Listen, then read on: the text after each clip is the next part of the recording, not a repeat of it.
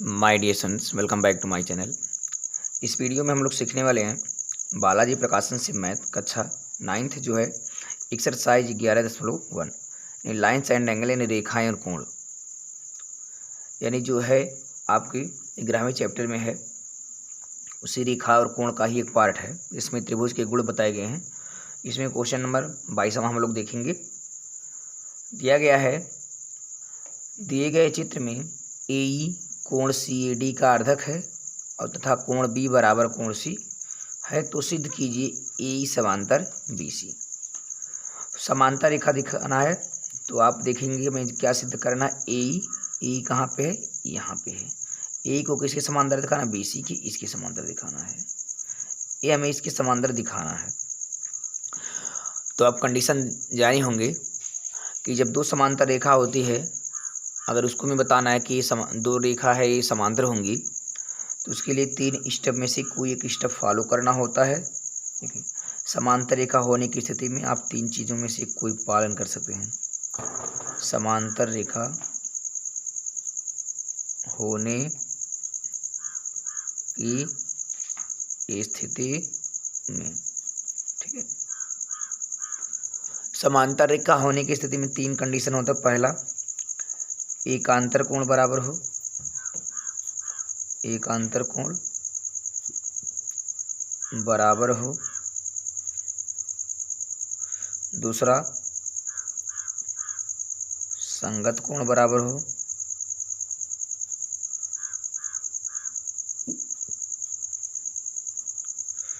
उसके बाद एक ही ओर की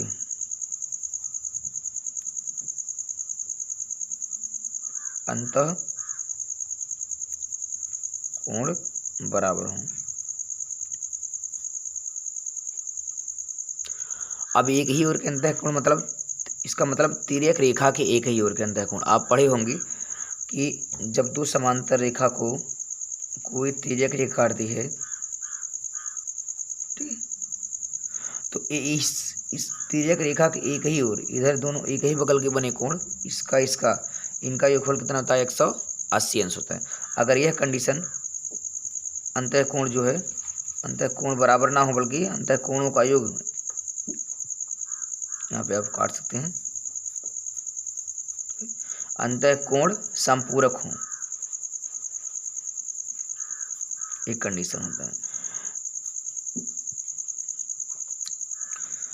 तो तिर्यक रेखा के एक ही ओर बने अंतः कोण संपूरक हो, इनका अगर योगफल 180 अंश होता है, तो उस कंडीशन में भी हम लोग कह सकते हैं समांतर रेखा। तो समांतर रेखा होने की स्थिति में कम से कम 3 स्टेप में से कोई एक स्टेप फॉलो करना होगा। तो यहाँ पे देखेंगे, हमें जो सिद्ध करना है, इस चीज़ को ध्यान देना है कि AE समांतर है BC। इस समांतर रेखा को दर्शाने के लिए अगर हम इस एंगल को देखेंगे, अगर यह रेखा और यह रेखा BC समांतर दिखाना है, अगर AC तिर्यक रेखा काम कर जाए, अगर यह कोण एकांतर बन जाए, तो एकांतर कोण अगर बराबर आ जाए, तो हम कह सकते हैं कि एकांतर कोण से यह जो दोनों रेखाएं समांतर होंगी। क्योंकि समांतर रेखा होने के लिए तीनों में से कोई ना एक नियम फॉलो करना होगा। अगर हम लोग एकांतर कोण, अगर इस कोण को देखें, इस कोण को देखें, यह क्या कर रहा है, इसको अगर समांतर दिखाना है, यह अगर तिर्यक रेखा बन जाए, यह कोण बराबर हो जाए एकांतर कोण से, तो एकांतर कोण से हम कह सकते हैं कि AE समांतर BC। अब इस चीज़ को हमें करना होगा। तो सबसे पहले जो दिया गया उसको भी हम लोग पढ़ेंगे कि क्या क्या दिया है। देखें, दिए गए चित्र में AE क्या है, आप यहाँ देख पा रहे हैं।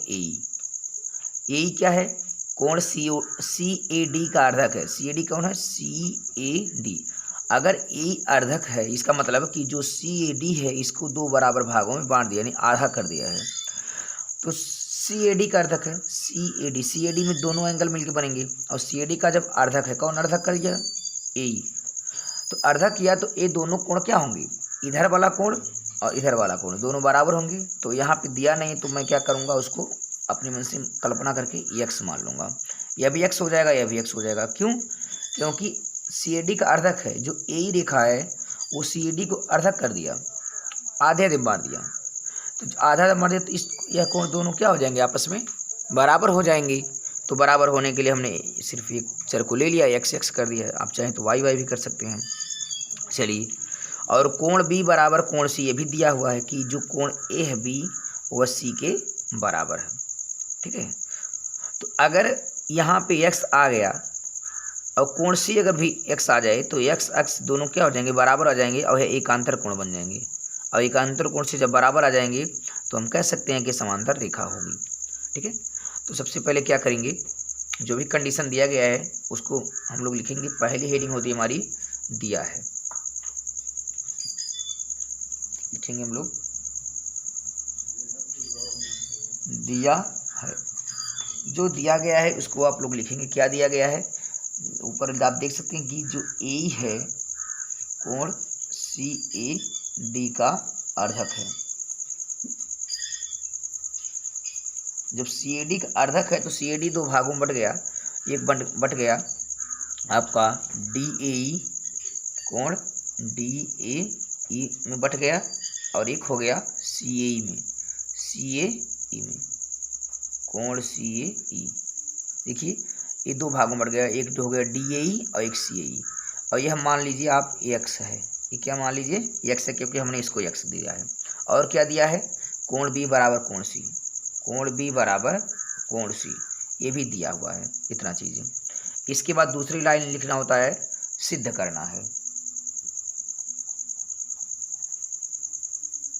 सिद्ध करना, क्या सिद्ध करना है, आप देख पा रहे हैं कि ए समांतर बी सी, ए को समांतर लाना है बी सी की। ठीक, उसके बाद हम लोग लिखेंगे प्रमाण या उपपत्ति या सिद्ध, सिद्ध करने का काम करेंगे। उपपत्ति भी लिख सकते हैं। चलिए, अब हमने एक्स को उसको मान लिया है। अब करना क्या है, आप पढ़े होंगे बहिष्कोण का नियम। बहिष्कोण का नियम कि अगर एक त्रिभुज की कोई भुजा बढ़ाई जाती है तो उससे बना बहिष्कोण अपने विपरीत दो कोणों के योग के बराबर होता है। आप देख पा रहे हैं कि जो ए क्या है, ए बी सी एक त्रिभुज है और एक डी भुज, ए को डी तक बढ़ाया गया है और इससे एक बहिष्कोण बन गया है। और बहिष्कोण यह है आपका ए वाला पूरा, ये पूरा पोर्शन जो है बहिष्कोण है।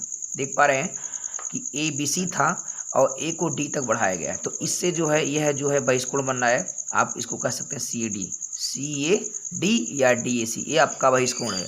जो बहिष्कोण है ये दोनों मिलके कोण एक्स ये दोनों मिलके बहिष्कोण बना रहे हैं।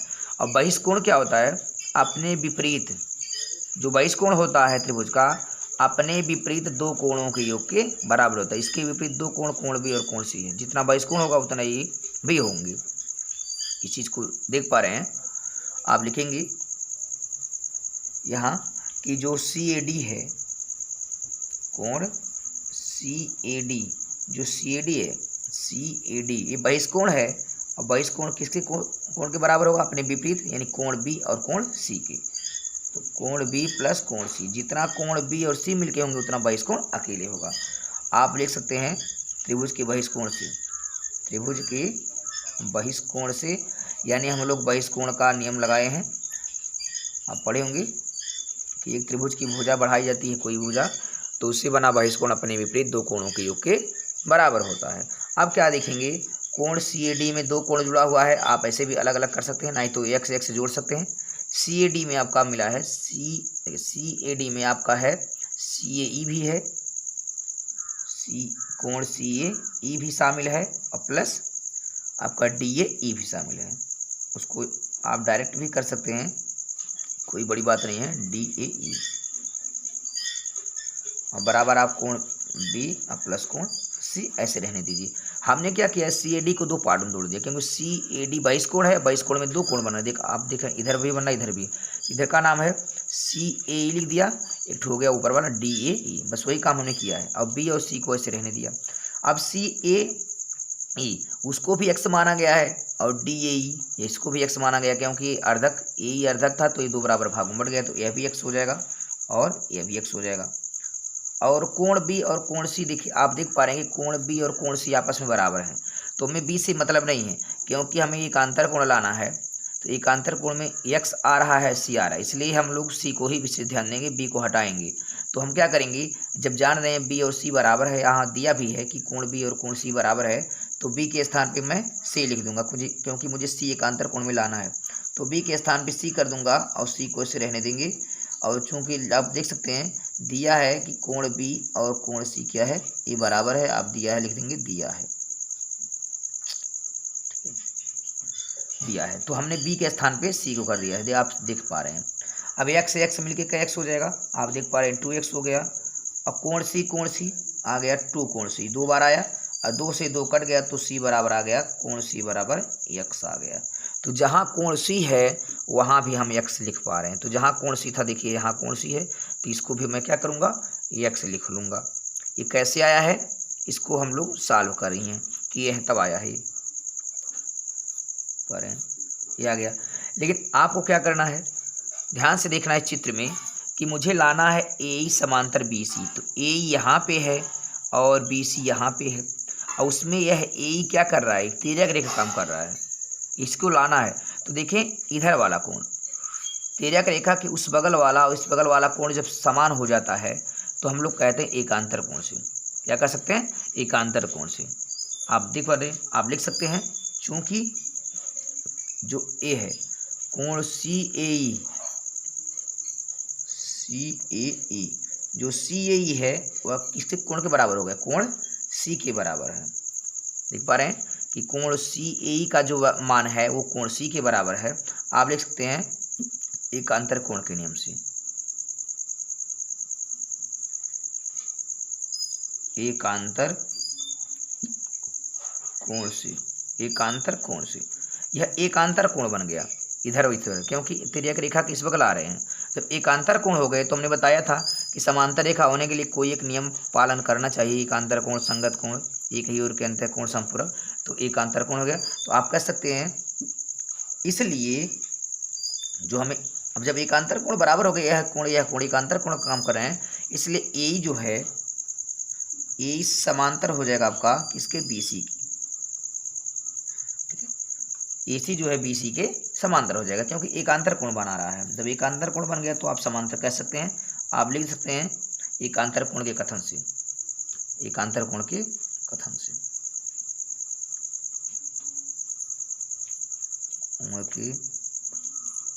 से, यानी एकांतर कोण के कथन से हम लोग इसको प्रूव कर पाए हैं। तो आप लिख सकते हैं हेंस प्रूव्ड।